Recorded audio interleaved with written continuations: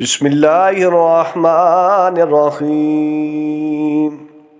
ياسين والقرآن الحكيم إنك لمن المرسلين على صراط مستقيم تنزيل العزيز الرحيم لتنذر قوما ما أنذر آباؤهم فهم غافلون لقد حق القول على أكثرهم فهم لا يؤمنون إنا جعلنا في أعناقهم أغلالا فهي إلى الأذقان فهم مقمحون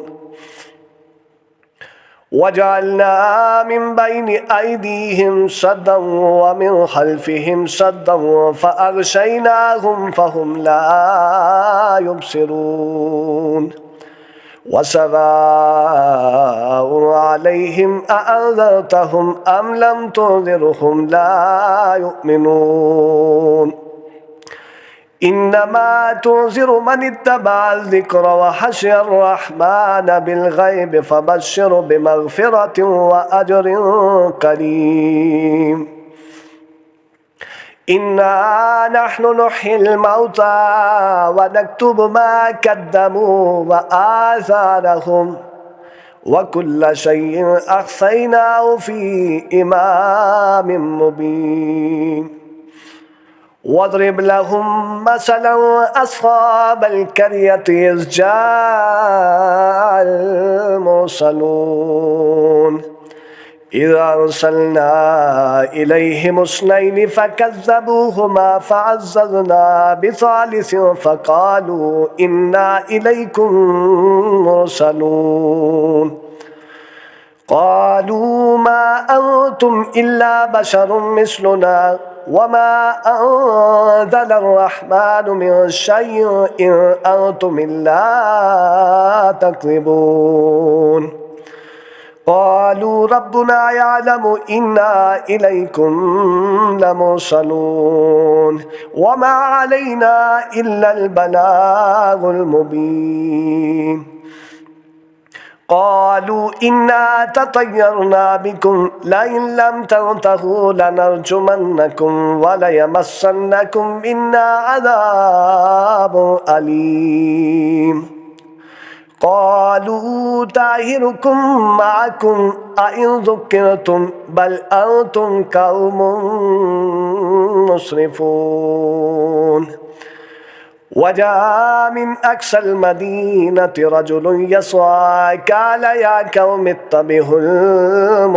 المرسلين اتبعوا من لا يسألكم أجرا وهم مهتدون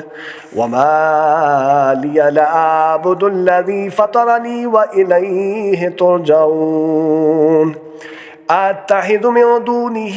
آلهة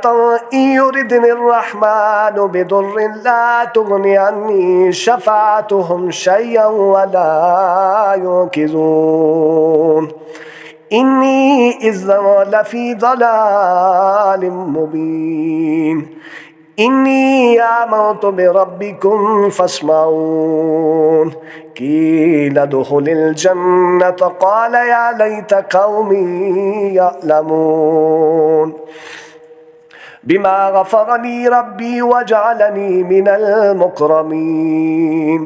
وما أنزلنا على قومه من بعده من جند من السماء وما كنا منزلين إن كانت إلا صيحة واحدة فإذا هم خامدون يا حسرة على العباد ما يأتيهم من رسول إلا كانوا به يستهزئون